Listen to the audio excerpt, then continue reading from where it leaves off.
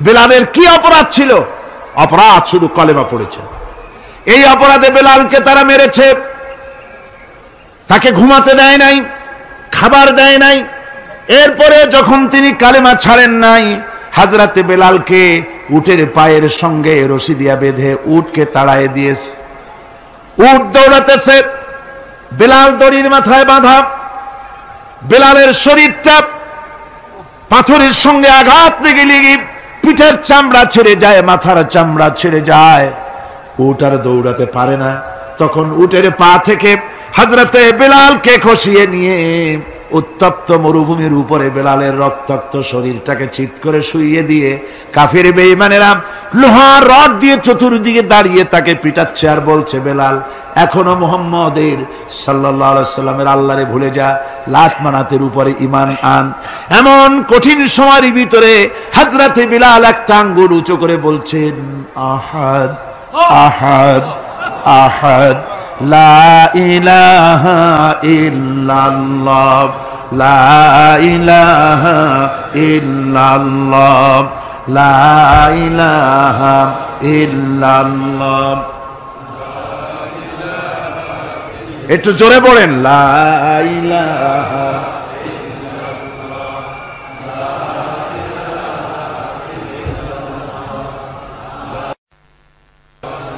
লা ইলাহা ইল্লাল্লাহু মুহাম্মাদুর রাসূলুল্লাহ।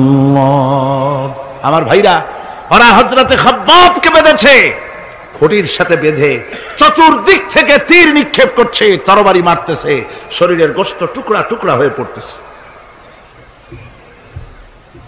এরপরে কাফেরের নেতা বলতেছে, থামো, একটা কথা বলে নেই। জিজ্ঞেস করছে, খাব্বাব তোমাকে ছেড়ে দিতে পারি একটা শর্ত যদি মানো, তোমার পরিবর্তে এখানে এনে আল্লাহর নবীকে, তোমাদের নবীকে এনে বাঁধবো, তার উপর অত্যাচার করব, এটা যদি মানো তোমারে ছেড়ে দিতে পারি। এতক্ষণ ধরে যিনি তীর তরবারির আঘাত নীরবে সহ্য করতেছিলেন, এখন মানুষের এই কথার আঘাত তিনি সহ্য করতে পারলেন না। হযরতে খাব্বাব ডাক দিয়া বলেন, ও কাফির বেঈমানেরা শোনো, তোমাদের হাত দিয়া আল্লাহর নবীকে এখানে এনে, তোমাদের হাত দিয়ে তীর তরবারি তো দূরের কথা, তোমাদের নাপাক হাত দিয়া আল্লাহ নবীর গায়ে যদি একটা ফুলও নিক্ষেপ করো, আমার শরীরের ভিতরে এক ফোঁটা রক্ত থাকতে আমি তা বরদাস্ত করব না। চতুর্দিক থেকে মার আরম্ভ হয়ে গেল, গায়ের গোশত পড়ে যায়। হযরতে খাব্বাব মনে করলেন এখন তো আর জীবন বাঁচবে না, বুঝি মরে যাব। তিনি তখন বললেন, রব্বুল আলামিন, আমার তো সময় হয়ে এসেছে বোধহয়, আমার এখন জীবনের শেষ মুহূর্তে আমার মন চায় যদি দুইটা সেজদা তোমারে দিতে পারতাম, 2 রাকাত নামাজ যদি পড়তে পারতাম, জীবনটা আমার খুশি হয়ে যেত। কিন্তু আমি বান্ধা, কেমন করে আমি সেজদা দেব? সেজদা দেওয়ার কোনো উপায় আমার নাই। তবে কাবা শরীফের দিকে আমার মুখ ঘুরানো আছে, আমি আমার মাথাটা একটুখানি নিচু করে নিলাম। আমার এই মাথা নিচু করাকে আমার জীবনের শেষ সেজদা হিসাবে ধরে নিও। কাফির বেঈমানেরা হযরতে খাব্বাবের মাথা ধরি অন্যদিকে ঘুরিয়ে দিল।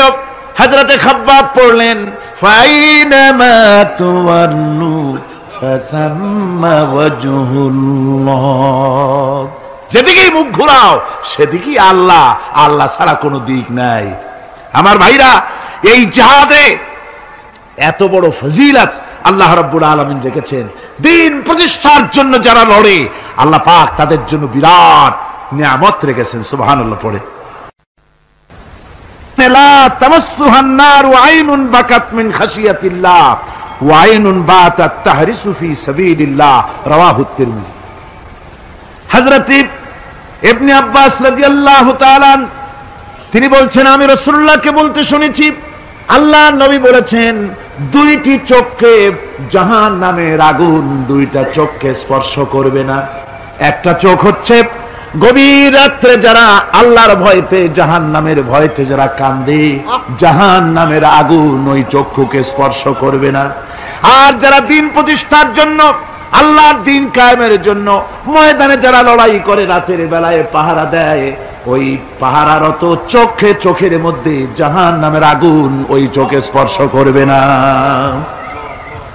আমার ভাইরা, হযরত উসমান রাদিয়াল্লাহু তাআলা আনহু বলছেন, মান রাবাতা লাইলাতান ফি সাবিলিল্লাহ কানাত কাআলফি লাইলাতিন সিয়ামুহা ওয়া কিয়ামুহা।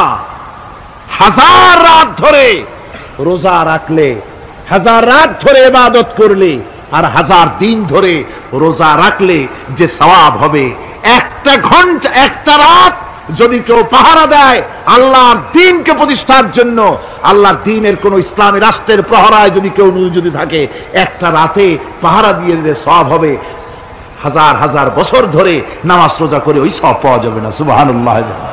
অর্থাৎ হাজার বছর ধরে নামাজ রোজা করার মতোই সওয়াব পাহারা দেওয়া আল্লাহর দ্বীনের ইসলামের রাষ্ট্রকে।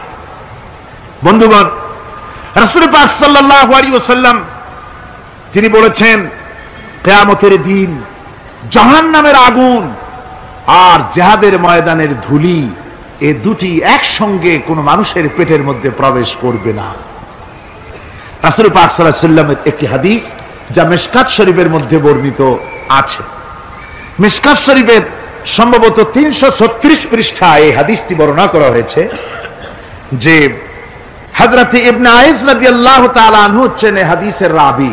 তিনি বলছেন, একবার হুজুর সাল্লাল্লাহু আলাইহি ওয়াসাল্লাম এক ব্যক্তির জানাজায় গিয়ে উপস্থিত হলেন। হযরত ওমর রাদিয়াল্লাহু তাআলা আনহু তখন হুজুরকে বললেন, হে রাসূল, আপনি এই লোকটার জানাজা পড়বেন? এই লোক তো ইসলামের এই ক্ষতি করেছে, সেই ক্ষতি করেছে, অমুক করেছে, এই লোকটার আপনি জানাজা পড়বেন?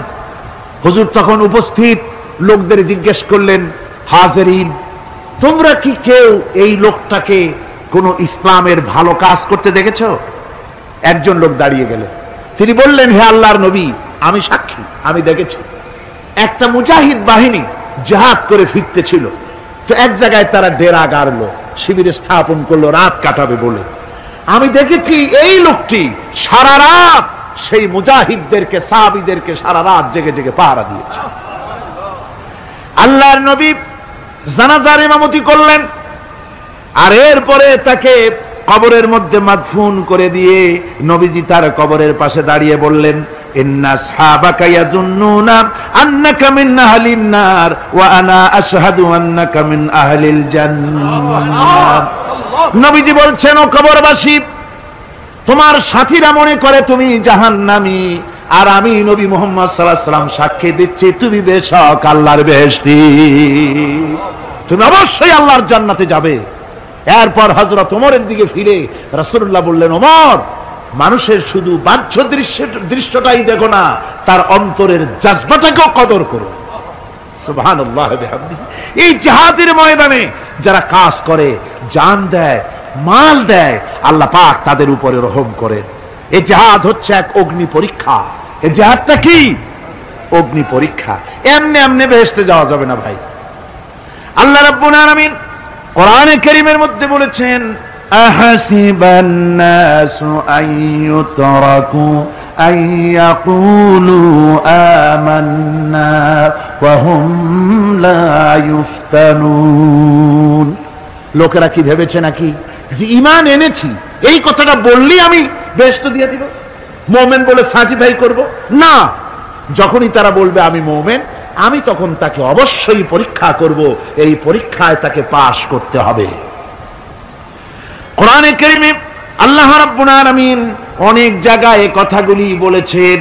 এমনি এমনি ছেড়ে দেওয়া হবে না। আমি অতীতের লোকদেরকেও পরীক্ষা করেছি, তোমাদেরকেও পরীক্ষা করব। পরীক্ষা না দিয়ে কেউ তোমরা বেহেশতে যেতে পারবে না। এই জমিনে তোমাদের আগুনের পরীক্ষা দিতে হবে। পয়গম্বরেরা কষ্ট করেছেন, সাহাবায়ে কিরাম কষ্ট করেছেন। আল্লাহ রাব্বুল আলামিন তিনি বলছেন, আম হাসিবতুম আন তাদখুলুল জান্নাতা ওয়া লাম্মা ইয়াতিকুম মাসালুল লাযীনা খালাউ মিন ক্বাবলিকুম মাসাতহুমুল বাসাউ ওয়াদ-দাররাউ ওয়া যুলজিলু হাত্তা ইয়াকুলার রাসূলু والذين معه متى نصر الله ألا إن نصر الله قريب। আল্লাহ রাব্বুল আলামিন বলেন, তোমরা কি মনে করেছো যে তোমরা বেহেশতে প্রবেশ করবে, অথচ তোমাদের পূর্বে যারা এই পৃথিবীতে এসেছিল তাদেরকে আমি যেমন পরীক্ষা করেছি ওরকম পরীক্ষা এখনো তোমাদের উপরে আসে নাই, ওরকম বিপদও আসে নাই, মুসিবতও আসে নাই। এমন বিপদ এসেছিল নবীদের উপরে, সাহাবায়ে কিরামদের উপরে, যে বিপদে মানুষ জর্জরিত হয়ে গিয়ে নবী এবং তার সাথী সঙ্গীরা এ কথা তারা মুখ থেকে বেরিয়ে গেছে, মাতা নাসরুল্লাহ, আয় আল্লাহ তোমার মদত কখন আসবে, তোমার মদত কখন আসবে, মার খেতে খেতে তো শেষ হয়ে গেলাম। এইভাবে যখন মার আসে চতুর্দিক থেকে আর মুমিনেরা ময়দানে পা জমায়ে টিকে থাকে দিন প্রতিষ্ঠার জন্য, আল্লাহ তখন খুশি হয়ে এক সময় ঘোষণা করে দিবেন, আলা ইন্না নাসরাল্লাহি করিব, আর দেরি নাই, আমার মদত আমার সাহায্য তোমাদের জন্য অবধারিত। সুবহানাল্লাহ। আমার ভাইরা, বিষয়টা সহজ নয়। শুধু দুইটা সেজদা দিয়া, শুধু তাহাজ্জুদের কিছু নামাজ পড়িয়া আল্লাহর জান্নাতে যাওয়া এত সহজ নয়, রাস্তা খুব কঠিন, রাস্তা খুব। ये शहादत गाहे उल्फत में कदम रखना, ये शहादत गाहे उल्फत में कदम रखना, लोग समझते हैं आसान है मुसलमान होना। এটা হলো শাহাদাতের উত্তপ্ত ময়দানে পা রাখা। লোকেরা মনে করে ইসলাম গ্রহণ করা, মুসলমান হওয়া বুঝি বড় সহজ ব্যাপার। এত সহজ না। আমরা হানফি মাসলাকের লোক, ইমাম আবু হানিফার মাসলাক অনুযায়ী চলি। আমরা মনে করি বেহেশতে এমনি যাব, কিন্তু আমাদের ইমাম সাহেব কি করছেন ওই ইতিহাস আমাদের জানা নেই। খাজা বাবার মহব্বতে অস্থির। রজব মাস আসলে পরে বড় বড় ডেক্সি চড়ায়, সেই ডেক্সির উপরে লাল শালু বিছায়, তারপরে টাকা পয়সা রোজগার বহুত করে। আসলে তো খাজা না, আসলে হচ্ছে ইয়া খাজা কুস্তু আজা, পেট তো ভর যা। পেট ভরার জন্য পয়সা করে ইনকাম করা। খাজার লা ইলাহা ইল্লাল্লাহ এই চিশতিয়া তরিকার জিকির গ্রহণ করা হয়েছে, কিন্তু চিশতিয়া তরিকা যে আরেকটা আছে, তারাগার পর্বতে পৃথিবীরাজের সঙ্গে লড়াই করা, সেইটার কাছে নেই আমরা, সেটা না। ইমাম আবু হানিফা শুধু মস্তাই বলেন নাই, দিন প্রতিষ্ঠার জন্য রক্ত দিয়েছে, ঠিক কিনা? 8 বছর, 8টি বছর পর্যন্ত কারারুদ্ধ ছিলেন। তাকে জিজ্ঞেস করা হয়েছে, ইমাম সাহেব জেলের মধ্যে তো আছেন, কষ্ট হয়? ইমাম সাহেব বলেছেন, না কষ্ট হয় না, তবে মাঝে মাঝে একটু কষ্ট হয় মনে। 2-4 মাস পর পর আমার বুড়ি মাকে এনে হাজির করা হয় জেলখানার মধ্যে, আর আমার মায়ের সামনে আমাকে পেটানো হয়, যেন মা মাকে বলে যে এদের সাথে একমত হয়ে যা, সেই জন্য পেটানো হয়। আমার মা আমার মায়ের দেখে আর মায়ের চোখ থেকে পানি পড়তে থাকে, তখন আমার মনে বড় কষ্ট লাগে। তবে আলহামদুলিল্লাহ মা আমার এমন, আমার মার দেখেন আর হজম করেন, আর আমাকে বলেন খবরদার এক চুলো সিদ্ধান্ত থেকে নড়বা না।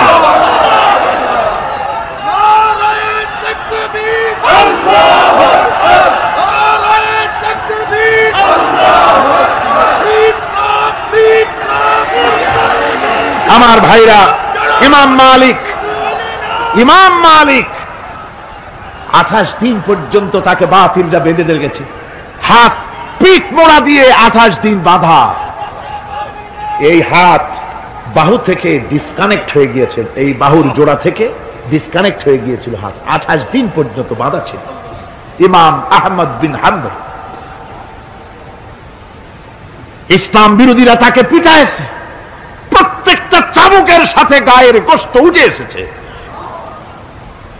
এজন্য কবি বলতেছি, पैरवी बू हनीफा की सनद जिंदान है, हम्बली होता है पीठ पर दुर्रे खाने की बात। হানাফি হতে চাও, জেল জরিমানার জন্য প্রস্তুতি নাও। শুধু সবরি কলা খাইয়া বেহেশতে যাওয়া যাবে না, এত সহজ না।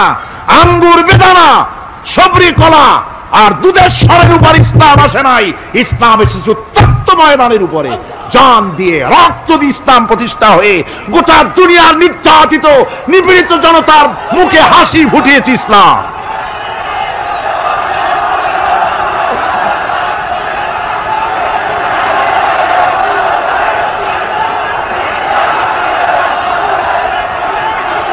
আমার ভাইয়েরা, এই জিহাদ যখন শুরু হয়ে যাবে, মুসলমানেরা যখন আল্লাহর দায় বিধান কায়েমের জন্য যখন লড়াইয়ের ময়দানে যখন ঝাঁপায়া পড়বে, সে ময়দানে যদি তাদের অস্ত্র কম থাকে, জনসংখ্যা কম থাকে, আল্লাহ রাব্বুল আলামিন ওয়াদা করেছেন, ওয়া কানা হাক্কান আলাইনা নাসরুল মুমিনিন।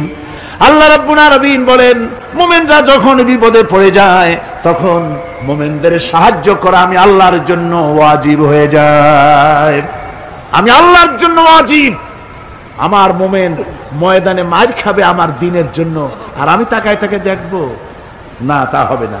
প্রাথমিক পর্যায়ে দেখবো যে তোমরা আসলেই দ্বীন প্রতিষ্ঠার জন্য লড়ো কিনা। তোমাদের বিবি বাল বাচ্চা তোমাদের সামনে শেষ হবে, ঘর বাড়ি চলে যাবে, চাকরি যাবে, সব যাবে, তারপরেও আমার দ্বীন প্রতিষ্ঠার জন্য ময়দানে টিকে থাকো কিনা। যদি তা থাকো তাহলে আমার মদদ অবশ্যম্ভব। আর কাফিরদের বিরুদ্ধে বিজয়ের জন্য রব্বুল আলামিন বলেছেন, ওয়া কাফাল্লাহুল মুমিনিনাল কিতালা ওয়া কানাল্লাহু কাবিয়ান আজিজা। কাফেরদের বিরুদ্ধে লড়াইয়ের ময়দানে মুসলমানদেরকে সাহায্য করার জন্য আল্লাহই যথেষ্ট। কে যথেষ্ট? আল্লাহ যথেষ্ট। রব্বুল আলামিন বলেছেন, ওয়ালা তাহিনু ওয়ালা তাহজানু ওয়া আনতুমুল আলাউনা ইন কুনতুম মুমিনিন। কোনো ভয় নাই, কোনো চিন্তা নাই, যদি তোমরা মুমিন হও আমি আল্লাহ রাব্বুল আলামিন তোমাদেরকে বিজয়ী করব। এই ওয়াদা কার? আল্লাহ। আল্লাহর ওয়াদা কখনো মিথ্যা হয়? আল্লাহ কি মিথ্যা কথা বলেন? নাউযুবিল্লাহ। ওয়া মান আসদাকু মিনাল্লাহি কিলা। আমি আল্লাহর চাইতে সত্যবাদী আর কে হতে পারে? আল্লাহ পাক বলছেন, আমি সাহায্য করব তোমাদেরকে, যদি প্রয়োজন হয় তাহলে আমি ফেরেশতা দিয়ে সাহায্য করব। সুবহানাল্লাহ বলেন।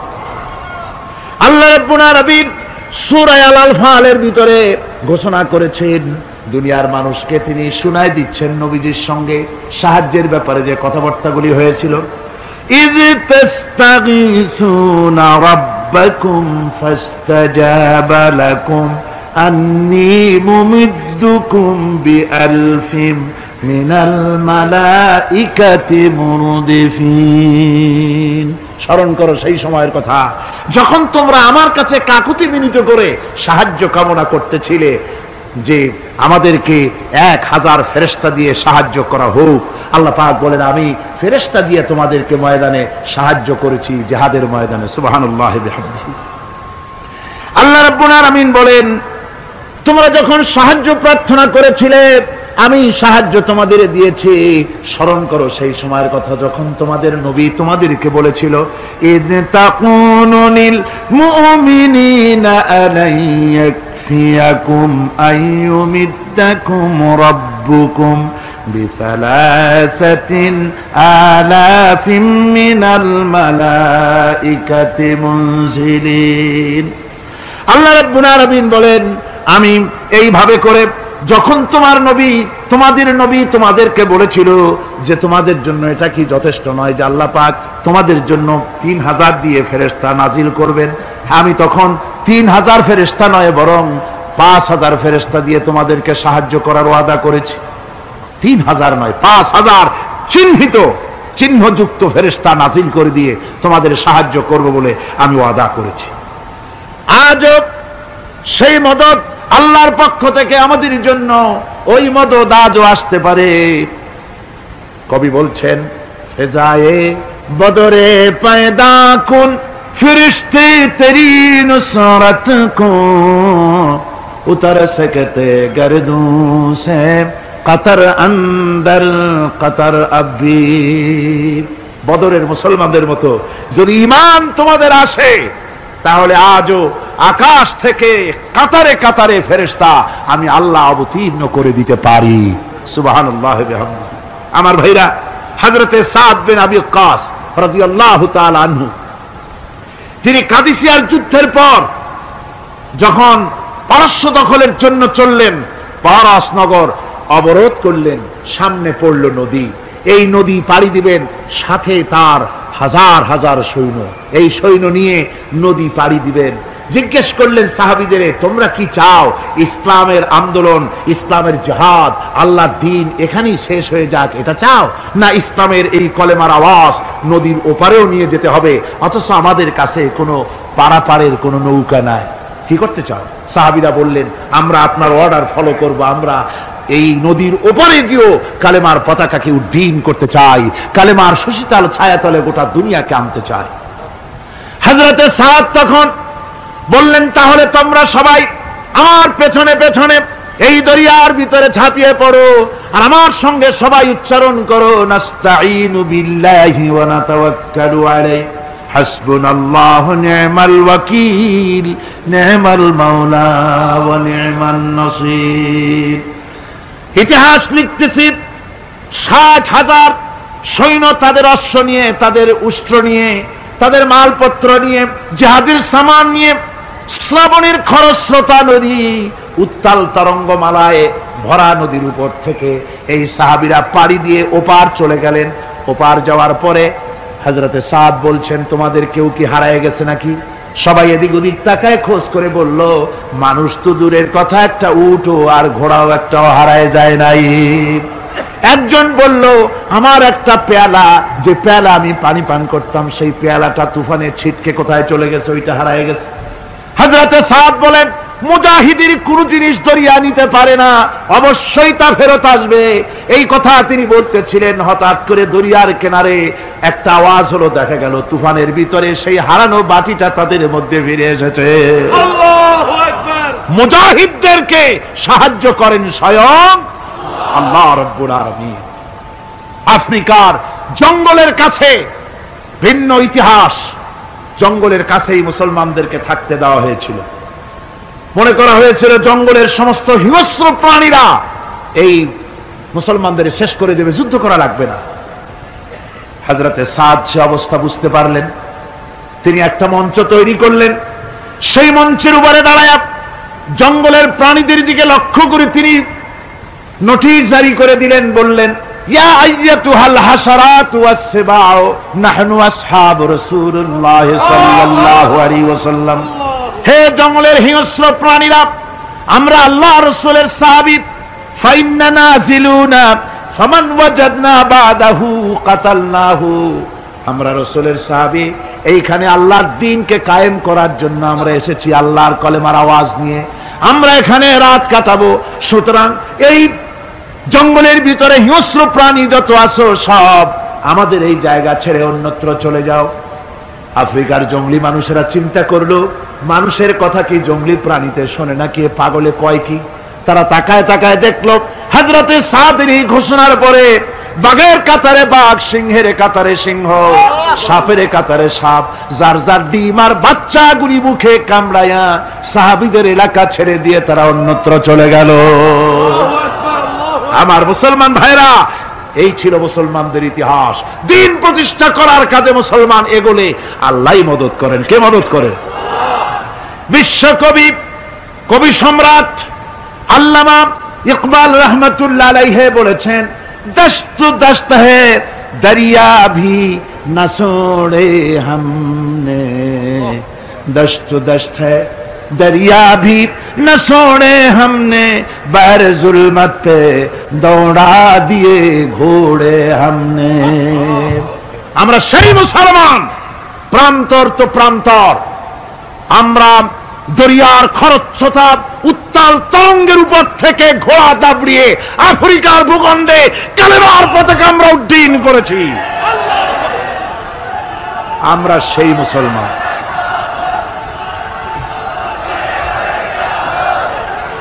একটুখানি জিকির করেন, লা ইলাহা ইল্লাল্লাহ, লা ইলাহা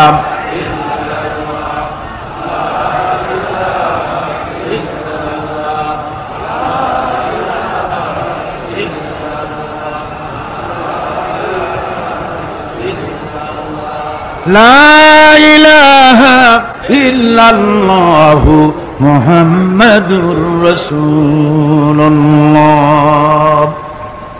সমুদ্রের ঢেউকে, দাজলা নদীর ঢেউকে আল্লামা ইকবাল স্মরণ করায় দিচ্ছেন। ও দরিয়ার ঢেউ, ऐ मौजूदा जिला तू भी पहचानती है हमको, अब तक है तेरा दरिया अफसाना हमारा।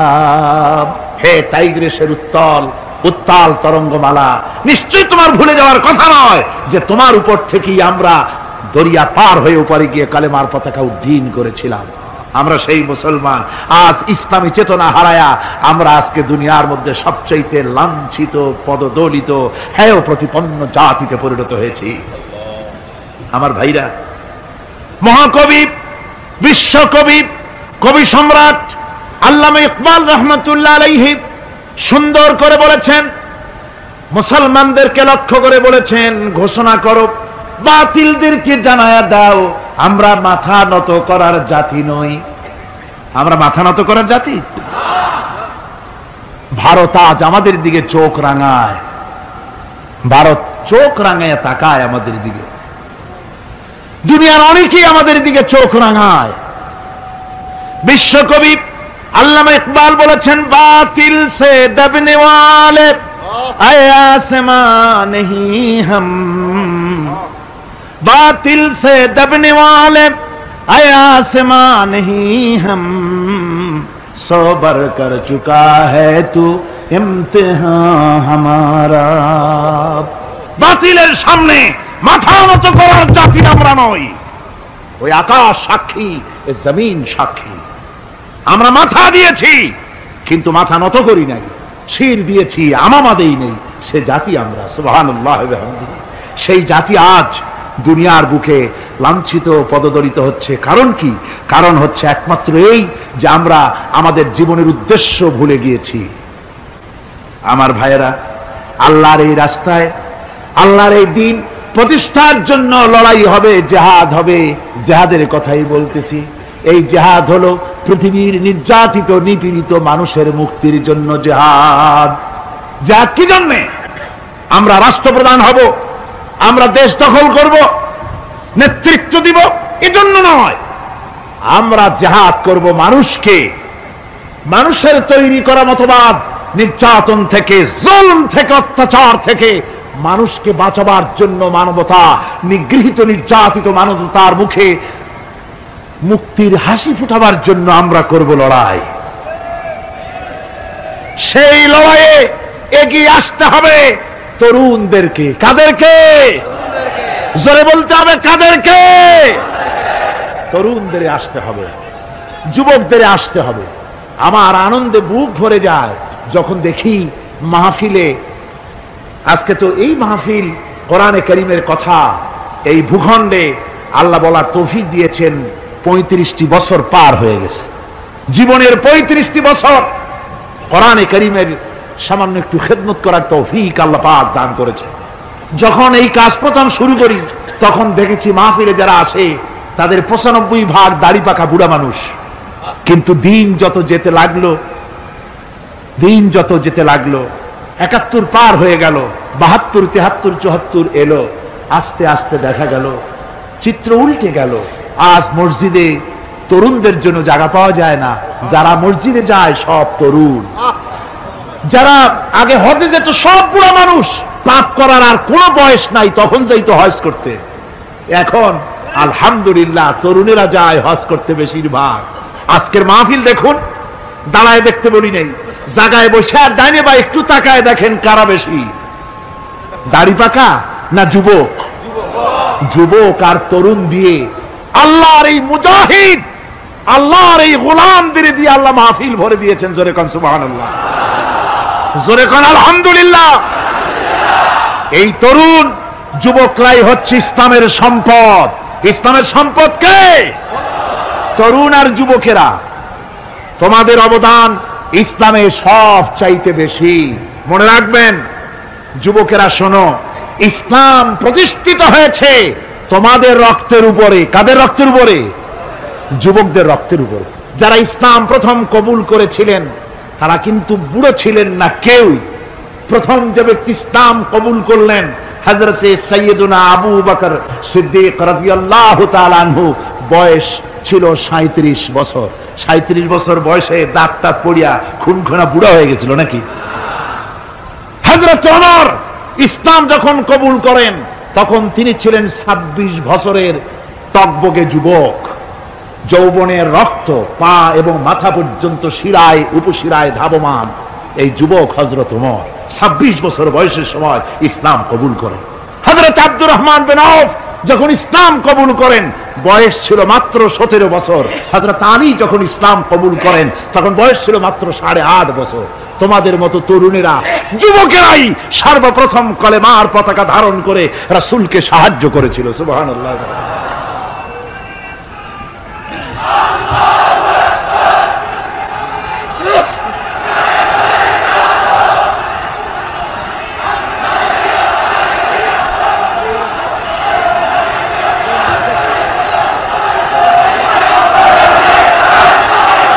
আমার মুসলমান ভাইয়েরা থামুন। আমার ভাইয়েরা, যুবকদের অবদানই চিরকাল ইসলামে বেশি ছিল। তাই বলে যারা বৃদ্ধ মানুষ তাদের কিন্তু কোনো মন খারাপ করার কোনো কারণ নাই, ঠিক কিনা? যেহেতু আমরা যারা বয়সের প্রান্তে এসে গেছি আমরাও ওই যৌবন কালটা পেরিয়ে এসেছি, ঠিক কিনা? আরেকটি কথা, কিয়ামতের দিন কোন বুড়ো মানুষ বেহেশতে যাবে না, সব যুবকরা যাবে। বেহেশতে যাবে কারা? বুড়োরা বোধহয় ভয় পেয়ে গেছেন।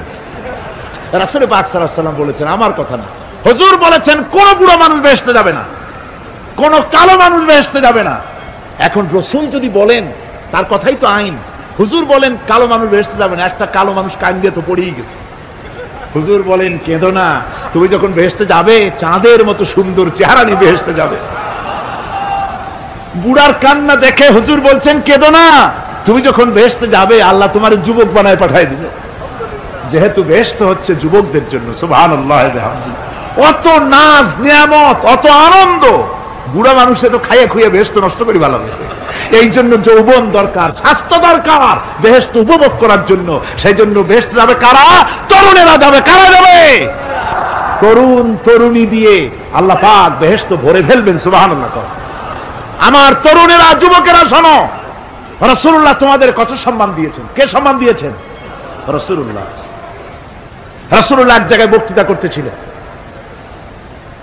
করছে, এমন সময় দেখা গেল একজন তরুণ সাহাবী, নাম তার জারীর রাদিয়াল্লাহু তাআলা আনহু। চাঁদের মতো চেহারা তার ছিল, খুব সুন্দর চেহারা ছিল তার। হযরত জারীর বসতে না পেরে জায়গা পায় না, দাঁড়ায় আছে। রাসূল নিজের গায়ের চাদরটা খুলে জারীরের দিকে নিক্ষেপ করলেন, বললেন জারীর দাঁড়িয়ে আছো, আমার চাদরের উপর বসো। সুবহানাল্লাহ। হযরত জারীর রাসূলুল্লাহর চাদর নিয়ে চুমা খাইতে লাগলেন আর বললেন আকরামাকাল্লাহ কামা আকরামতানি ইয়া রাসূলুল্লাহ। হে রাসূল, আল্লাহ আপনার সম্মান আরো অনেক বাড়িয়ে দিক, যেমন আপনি আমাকে মর্যাদা দিলেন। হে রাসূল, আপনার চাদরে পৃথিবীর কোন মানুষ বসতে পারে? আমার তরুণ ভাইয়েরা, আমার যুবক ভাইয়েরা, তোমাদেরকে রাসূল মহব্বত করতেন, ভালোবাসতেন সবচেয়ে বেশি। তোমরা আজ বাতিলের শিকার। কার শিকার? বাতিলের শিকার। তোমাদেরকে কি দেওয়া হয়? যে সব রাজনৈতিক দলের যুবক যারা তোমরা এখানে আছো, জিজ্ঞেস করি তোমাদের নেতারা তোমাদেরকে কি দেয়? দেয় অস্ত্র, দেয় টাকা, দেয় নারী ভোগ করার জন্য পয়সা, তোমাদের চরিত্র ধ্বংস করার জন্য সব রকমের হাতিয়ার তুলে দেয়। তোমাদের হাতে শোভা পায় কলম, হাতে শোভা পায় খাতা, হাতে শোভা পায় বই। বই খাতা কলমের পরিবর্তে তোমাদের নেতারা তোমাদের হাতে তুলে দেয় স্টেন গান, তুলে দেয় হেরোইন, তুলে দেয় টাকা। এরা তোমাদের নেতা নয়, এরা তোমাদের জীবনের দুশমন। কি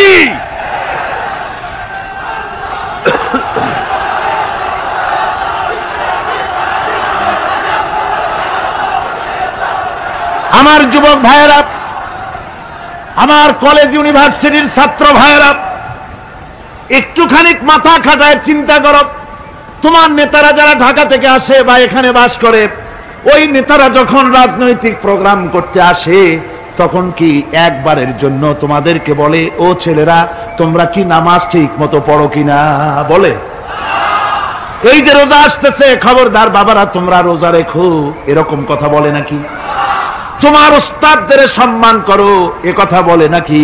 বরং টাকা দেয়, পয়সা দেয়, যে শিক্ষক তোমার মতের উল্টা করবে ঠ্যাঙ্গাইয়া জনমের মতো টাইট করে দিবা, ঠিক কিনা? তোমার নেতারা কি কোনোদিন বলে নাকি, ও আমার সংগঠনের ছেলেরা মা বাপের খেদমত করবে, মা বাপের সম্মান করবে, খবরদার মা বাপের সঙ্গে বেয়াদবি করবে না, সন্ত্রাস করবে না, অস্ত্রবাজি করবে না, মানুষকে কষ্ট দিবে না, এমন কোন কথা বলে না। আমার যুবকেরা শোনো, ওরা টাকা দিয়ে, অস্ত্র দিয়ে, পয়সা দিয়ে, মদ দিয়ে ওরা নিজেদের ক্ষমতা টিকায় রাখার জন্য তোমাদেরকে লাঠির মতো ব্যবহার করে। সুতরাং আজকের তরুণদেরকে বুঝতে হবে, তরুণেরা ভালো করে বোঝো, তোমরা রাসূলের সৈনিক।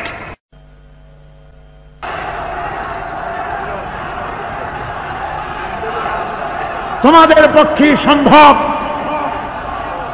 বসুন, আমি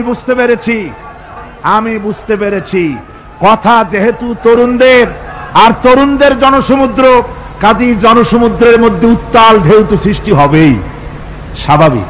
কিন্তু সেই স্বাভাবিকতার সুযোগ নিয়ে দাঁড়ায় বিশৃঙ্খলার সৃষ্টি করবেন না। আমার ভাইরা, আমরা ইসলাম আমাদের আদব শিক্ষা দেয়। কি শিক্ষা দেয়? আদব। শুধুমাত্র কোন লোক পেশাব পায়খানার কথা বললে তাকে রাস্তা ছেড়ে দেবেন, যেতে বলবেন, তা না হলে তো আপনাদেরই অসুবিধা হবে। কথা বুঝতে পেরেছেন? বাকি কেউ উঠবেন না, দাঁড়াবেন না। এত বড় বেহেশতি মাহফিল জীবনে আরেকবার পাবো কোন নিশ্চয়তা আছে? আপনি আমাকে বলেন, আল্লাহর আকাশের নিচে জমিনের উপরে এর থেকে শ্রেষ্ঠ কোন মাহফিল আছে নাকি? কারণ এ মাহফিল কোরআনের মাহফিল। কিসের মাহফিল? এর থেকে শ্রেষ্ঠ মাহফিল আল্লাহর আকাশের নিচে জমিনের উপরে হতে পারে না। সুতরাং বেয়াদবি কেউ করবেন না। তরুণেরা, যুবকেরা, তোমাদের এগিয়ে আসতে হবে, নির্যাতিত মানবতার পাশে তোমাদেরকে দাঁড়াতে হবে। আজ শ্রমিকরা তাদের ন্যায্য পাওনা পাচ্ছে না, কৃষক তাদের উৎপাদনের মূল্য পাচ্ছে না, নারী তার সতীত্বের গ্যারান্টি পাচ্ছে না। মানুষেরা আজ নির্যাতিত, নিপীড়িত। সারা পৃথিবীতে Bosnia, Algeria, Somalia, Palestine, Kashmir, Burma, Philippines, Bharat, পৃথিবীর সর্বত্র নির্যাতিত মুসলমানদেরকে বাঁচাবার জন্য আমার খালিদ বিন ওলীদের উত্তরসূরিরা, সালাউদ্দিন আইয়ুবী, জামালউদ্দিন আফগানি, হযরত আলীর উত্তরসূরি, আজকের মাহফিলের যুবক আর তরুণরা, তোমরা কি রক্ত দিতে পারবে?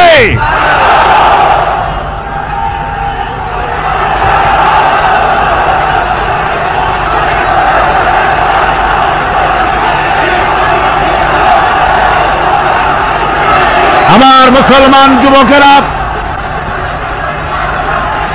আল্লাহর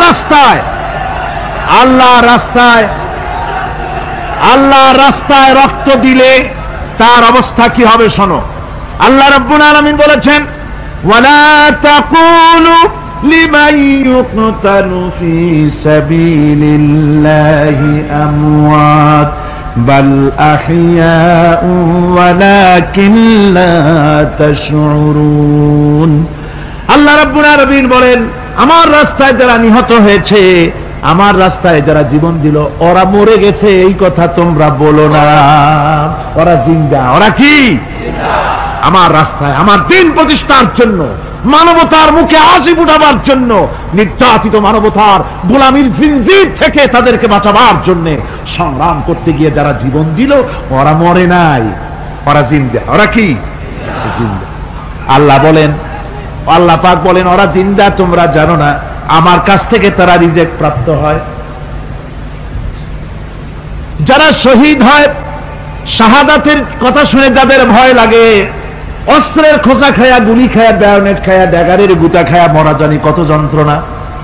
নবীজি বলতেছেন, আন আবি হুরায়রা রাদিয়াল্লাহু তাআলা আনহু আন্না রাসূলুল্লাহ সাল্লাল্লাহু আলাইহি ওয়াসাল্লাম মা ইয়াজিদু শাহীদু মিন মাসিল কাতল কামা ইয়াজিদু আহাদুকুম মিন মাসিল কারছা। তিরমিজি ও নাসাই। আল্লাহ নবী বলেছেন, হযরত আবু হুরায়রা হাদিসটি বর্ণনা করেছেন, নবীজি বলেছেন শাহাদাতের মওত হলো তোমাদের কেউ যদি আরেকজনকে একটা চিমটি কাটে, ওই চিমটি কাটায় যতটুকুন যন্ত্রণা, শাহাদাতের মওতের চাইতে বেশি কিছু যন্ত্রণা নয়। শাহাদাতের মওতটা হচ্ছে একটা সেতু। এটা কি সেতু? এটা ব্রিজ। এপারে দুনিয়া, ওপারে আল্লাহ। সুবহানাল্লাহ ওয়া বিহামদি। মরার সাথে সাথে দিদার ইলাহি নসিব হয়ে যাবে। সুবহানাল্লাহ ওয়া বিহামদি। সাহাবায়ে কেরাম, আপনি চিন্তা করেন, তাদের মা বাবা বিবি বাল বাচ্চা সন্তান সবকিছুকে ফেলে রেখে আল্লাহর দ্বীনের জন্য রক্ত দিতে পেরেছেন। কি কারণে? জীবনকে তাদের কাছে তুচ্ছ মনে হয়েছে। এই জীবন জীবন নয়, ওই জীবনই তো সবচেয়ে সেরা জীবন, যে জীবনে আমার মাওলা আমার উপরে খুশি হয়ে যাবে। সুবহানাল্লাহ, আমার মাবুদ আমার উপরে খুশি হয়ে যাবে। ওইটা হচ্ছে সবচেয়ে নিয়ামতের মওত। এই জন্য হুজুর সাল্লাল্লাহু আলাইহি ওয়াসাল্লাম বলেছেন, কেউ যদি শাহাদাতের তামান্না করে দিল থেকে, সে যদি তার বিছানায়ও মরে, আল্লাহ পাক ওটাকে শাহাদাত হিসেবে ধরে নেবেন। হযরত ওমর রাদিয়াল্লাহু তাআলা আনহু দোয়া করতেন, আল্লাহুম্মা রযুকনি শাহাদাতান ফি সাবিলিক ওয়াজআল মাউতি ফি বালাদি রাসূলিক। আয় আল্লাহ, তুমি দয়া করে মেহেরবানি করে আমাকে শাহাদাতের পেয়ালা পান করাও। শাহাদাতের মওত সবচেয়ে নিয়ামতের মওত। কিয়ামতের দিন এই শহীদ তার আত্মীয় স্বজনের ব্যাপারে 70 জন লোকের ব্যাপারে আল্লাহর কাছে সুপারিশ করার মতো পাওয়ার লাভ করবে। শহীদ ভাইরা, এ শাহাদাত নসিব হওয়ার জন্য তামান্না আমাদের দিলের মধ্যে থাকা উচিত। আল্লাহর দ্বীন প্রতিষ্ঠার জন্য প্রয়োজনে আমরা জান দিব, মাল দিব। পারবো না? পারবো কিনা? আমার ভাইরা, আব্দুল উজ্জা মক্কা শরীফে বাড়ি, 20 বছরের যুবক, কলিজার মধ্যে সবসময় চায় এতিম মানুষ, বাপ মারা গেছে একেবারে ছোট অবস্থায়, খুব গরিব। চাচা তাকে বড় করেছে, চাচা তাকে ঘর দিয়েছে, বাড়ি দিয়েছে। বুখারীর হাদিস, বুখারী শরীফে এসেছে। বাড়ি ঘর জায়গা জমি সোনা দানা টাকা পয়সা উট ঘোড়া সব দিয়েছে, প্রতিষ্ঠিত করে দিয়েছে। কিন্তু আব্দুল উজ্জা শান্তি পায় না। রাসূল পাক সাল্লাল্লাহু আলাইহি ওয়াসাল্লাম দ্বীনের দাওয়াত দিচ্ছেন, মন চায় তাওহীদের এই সূরা সেও পান করে, কিন্তু চাচার ভয়তে পারে না। মনটা চাচ্ছে, আহা, চাচা যদি ইসলাম কবুল করতো তাহলে আমার জন্য ব্যাপারটা সহজ হয়ে যেত। এভাবে চিন্তা করতেছে। হঠাৎ একদিন রাসূল পাক সাল্লাল্লাহু আলাইহি ওয়াসাল্লাম হিজরত করলেন। এরপরে আব্দুল উজ্জার ধৈর্যের বাঁধ ভেঙে গেল।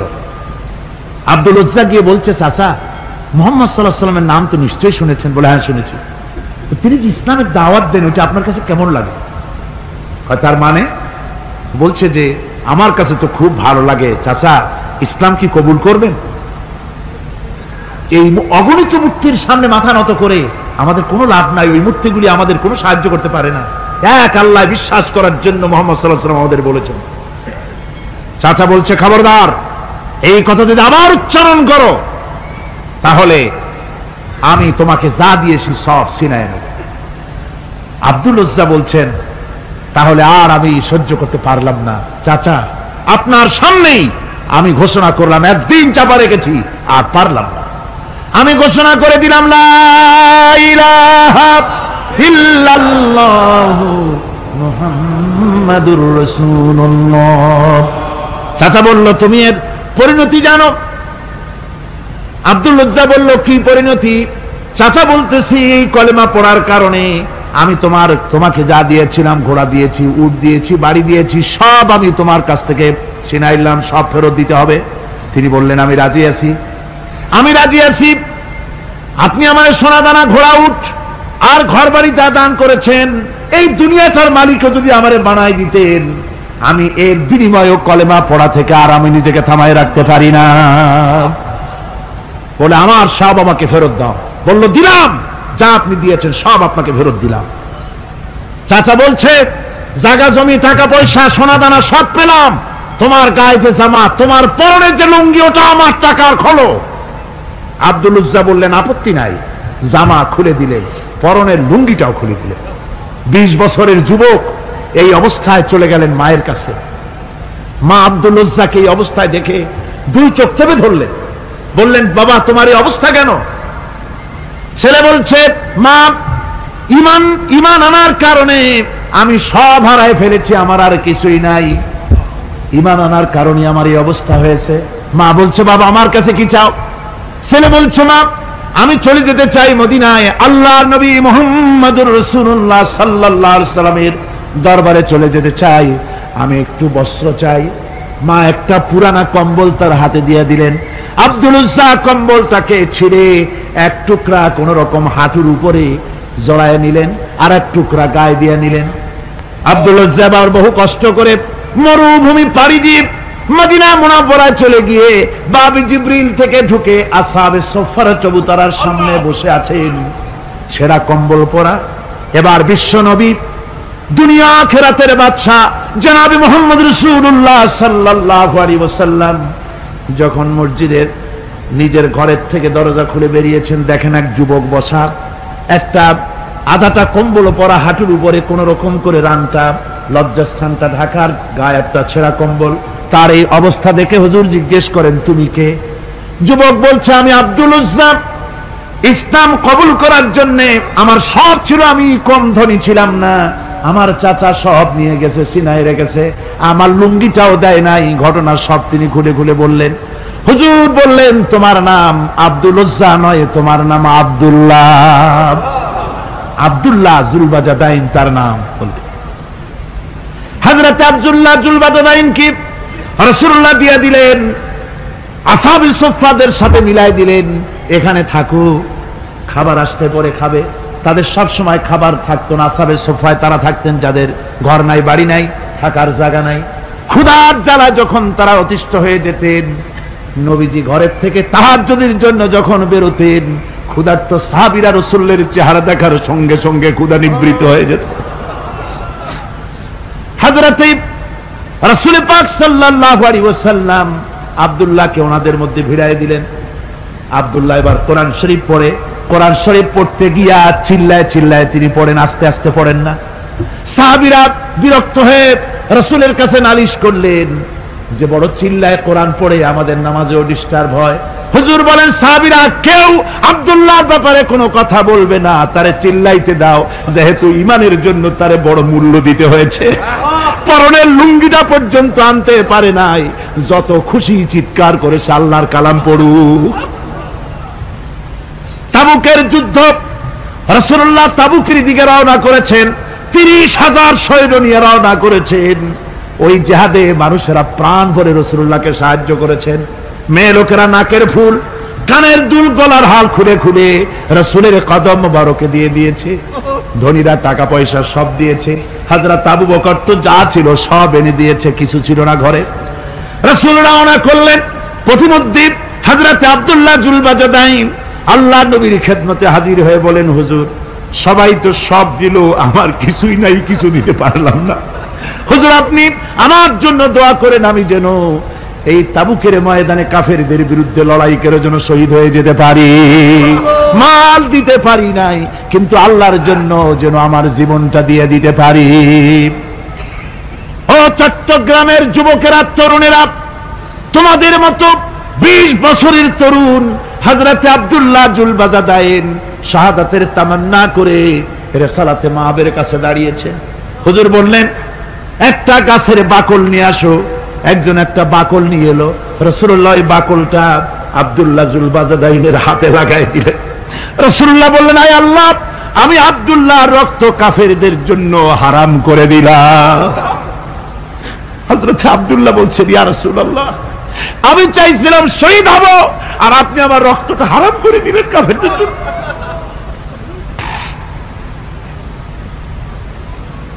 আল্লাহ নবী বলেন, আব্দুল্লাহ রে, কোন চিন্তা করো না, তোমার মৃত্যু যদি জ্বরেও হয়, আল্লাহ রাব্বুল আলামিন তোমার শাহাদাতের দরজা দিয়ে দিবেন। তাবুকের প্রান্তরে চলে গেলেন। কয়েকদিন ওই তাবুকের ময়দানে থাকায় রাসূলের কাছে খবর এলো, আব্দুল্লাহ মারাত্মক জ্বরে আক্রান্ত হয়ে ইন্তেকাল করেছেন। রাসূলুল্লাহ বললেন, আমি জানাজা পড়াবো। হযরতে আব্দুল্লাহর জানাজা হলো গভীর রাত। কবরের ভিতরে একজন দাঁড়ায়া লাশ ধরার জন্য একজন কবরের ভিতরে দাঁড়িয়েছে। 2 জন লোকে লাশ নিয়ে আসতেছে। হযরতে বেলাল আলো উঁচু করে দাঁড়ায় ধরে আছে, অন্ধকার রাত, কবরের ভিতরে একজন দাঁড়ানো, লাশ নিয়ে এসেছে দুজনে, কবরের ভিতরে যিনি দাঁড়ানো তিনি বলছেন, এই লাশকে তোমাদের ভাইকে আদবের সাথে কবরে রাখো। কবরের মধ্যে যিনি দাঁড়ানো তিনি আর কেউ নয়, বিশ্বনবী মুহাম্মদুর রাসূলুল্লাহ সাল্লাল্লাহু আলাইহি ওয়াসাল্লাম। হযরত রাসূলুল্লাহ বলতেছেন, আবু বকর ওমর, তোমাদের ভাইকে আদবের সাথে কবরে রাখো, খবরদার বেয়াদবি করো না। কবরের মধ্যে আল্লাহ নবী আব্দুল্লাহ জুলবাজাদাইনকে নিজ হাতে শোয়াই দিয়া কবরের উপরে পাথর বিছিয়ে দিয়ে নবীজি বললেন, রব্বুল আলামিন, আজকের এই সন্ধ্যা পর্যন্ত আমি আব্দুল্লাহর প্রতি রাজি ছিলাম, তুমিও আব্দুল্লাহর প্রতি সন্তুষ্ট হয়ে যাও। হযরত ইবনে মাসউদ রাদিয়াল্লাহু তাআলা আনহু বলেন, আমি চিৎকার মেরে কেঁদে কেঁদে বললাম, আল্লাহ, আজকে যদি এই কবরে আব্দুল্লাহ না হয়ে আমি হতাম, আমার কিসমতটা ভালো হয়ে যেত। যুবকেরা, ও তরুণ মুসলমানেরা, তোমরাই রক্ত দিয়ে ইসলাম কায়েম করেছো। কে কায়েম করেছে ইসলাম? মুসলিম তরুণেরা, মুসলিম যুবকেরা, তোমাদের অবদান সব চাইতে বেশি। আজ আজ মুসলমান যুবকদের চরিত্র নাই, মদ, জুয়া, জেনা, ব্যভিচার করে করে সর্বনাশ করে দেওয়া হলো। সরকারি ভাবে, বেসরকারি ভাবে, বিভিন্ন ভাবে যুবকদেরকে মিসগাইড করার জন্য মদ দেওয়া হয়, টাকা দেওয়া হয়, অস্ত্র দেওয়া হয়, সব দিয়ে যুবকদের চরিত্র নষ্ট করা হচ্ছে। অথচ যুবক হচ্ছে একটা জাতির মেরুদণ্ড। জাতির কি মেরুদণ্ড? এই মেরুদণ্ডকে ঘুণে ধরেছে, এই মেরুদণ্ড নষ্ট করার ব্যবস্থা করা হয়েছে। আমার মুসলমান ভাইয়েরা, হাদিস থেকে শোনো, বদরের প্রান্তরে যুদ্ধ হবে, রাসূলুল্লাহ সাহাবায়ে কেরামদেরকে রেডি করেছেন, কিন্তু এই যুদ্ধটা বড় মারাত্মক, এই জিহাদ বড় মারাত্মক। জিহাদ হবে, চাচার বিরুদ্ধে ভাতিজা জিহাদ করবে, বাপের বিরুদ্ধে সন্তান অস্ত্র ধারণ করবে, ভাইয়ের বিরুদ্ধে ভাই অস্ত্র ধারণ করবে। কোন জায়গা? বদর। কোন জায়গায়? বদর। মক্কা থেকে যারা আসতেছে সব চাচা, ভাই, মামু, খালু, এরা আসতেছে। আপন আপন লোকের আপন লোকের বিরুদ্ধে অস্ত্র ধারণ করবে। এটা কি সহজ? কোন এটা কি সহজ? রাসূলুল্লাহ যুদ্ধের কথা মানুষকে বুঝাচ্ছেন, একটু ইতস্তত করছেন। হযরত রাসূল পাক সাল্লাল্লাহু আলাইহি ওয়াসাল্লাম যুদ্ধের কথা সাহাবায়ে কেরামদের সামনে পেশ করতেছেন আর একটু ইতস্তত করতেছেন। এই কঠিন যুদ্ধে সাহাবীরা কিভাবে মেনে নেবে? রাসূলের মনের অবস্থা বুঝতে পেরে হযরত মিকদাদ রাদিয়াল্লাহু তাআলা আনহু, বর্ষিয়ান সাহাবী, তিনি দাঁড়ায় গেলেন। তিনি দাঁড়ায় বলছেন, ইমদি বিনা ইয়া রাসূলুল্লাহ হাইসু মা তাশা। হে রাসূল, আপনি আমাদেরকে নিয়ে চলুন, আল্লাহ যেদিকে আপনাকে যেতে বলে, হাইসু মা তাশা আয় হাইসু মা আমারাকাল্লাহ, যেদিকে আল্লাহ আপনাকে যেতে বলেন আমাদেরকে নিয়ে আপনি সেদিকে চলেন। ইন্না লা নাকুলু লাকা কামা ক্বালা বানু ইসরাঈল লিমূসা আলাইহিস সালাম, ইযহাব আনতা ওয়া রাব্বুকা ফাকাতিলা ইন্না হাহুনা কাঈদুন। আমরা মুসা আলাইহিস সালামের উম্মতের মতো বলবো না যে, হে মুসা, তুমি আর জিবরাইল আর তোমার আল্লাহ যুদ্ধ করো, আমরা ঘরে বসে আরাম করি। এই কথা আমরা বলবো না হুজুর। বাল ইযহাব আনতা ওয়া রাব্বুকা ফাকাতিলা ইন্না মাকুমা মুকাতিলুন।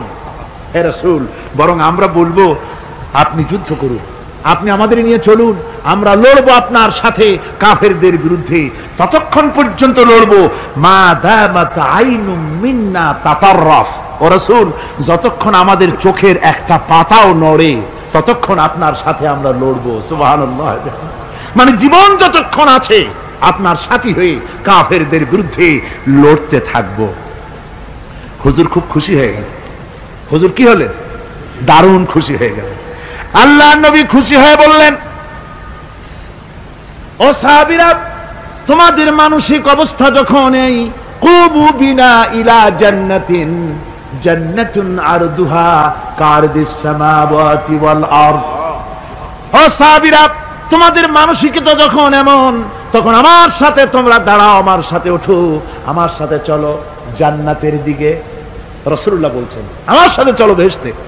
কোন বেহেশত? এমন বেহেশত যে বেহেশতের বিশালতা আর প্রশস্ততা ওই বিশাল আকাশ আর জমিনের চাইতেও বেশি। এই বিরাট জান্নাতের দিকে চলো আমার সাথে। ফাকামা উমাইর বিন হামাম ওয়া কানা ইয়াকুলু তামার। যুবকেরা, তোমাদের মতো তরুণ, তোমাদের মতো এক যুবক যার নাম উমাইর, তিনি দাঁড়িয়ে গেলেন, হাতে ছিল খোরমা, খোরমা খাচ্ছিল। দেখেন না, বক্তৃতা হয় মাঠে, ওয়াজ নসিহত হয়, আর যুবকেরা দাঁড়ায় দাঁড়ায় বাদাম খায়, হয় না? ওই সাহাবী ওই সময় তো বাদাম টাদাম হয়তো পায় নাই, খোরমা খাচ্ছে, খোরমা চাবাচ্ছে, বিচি ফেলায় দিতেছে, আর এইভাবে খাচ্ছে আর হুজুরের কথা শুনছে। হুজুরের কথা শুনে উমাইর বলছেন, বাহ বাহ। এটা একটি আঞ্চলিক শব্দ, এর অর্থ হচ্ছে আয় মা আযমাহু ওয়া মা আহসানাহু। হে রাসূল, আপনি কত সুন্দর কথা বললেন, আপনি কি বিশাল কথা বলেছেন, কত বড় কথা বলেছেন। জিহাদ করলে, জান দিলে এমন বেহেশত পাবো, জান্নাতুন আরদুহা কারদিস সামাওয়াতি ওয়াল আরদ, যে বেহেশতটা হবে ওই বিশাল আকাশের চাইতেও বিস্তীর্ণ, এমন বেহেশত পাবো। ওয়াল্লাহি লাউ কুনতু হাইয়ান হাত্তা আকুলাহুন্না ইন্নাহা লাহায়াতুন তাওয়িলা। আল্লাহর কসম, আমি যদি হাতের সবগুলি খোরমা খেতে যাই তাহলে তো অনেক সময় লাগবে, বেহেশতে যেতে দেরি হয়ে যাবে, অনেক দেরি হয়ে যাবে বেহেশতে যেতে। ফারামা বিহিন্না, হাতের সবগুলি খোরমা তিনি ফেলে দিলেন।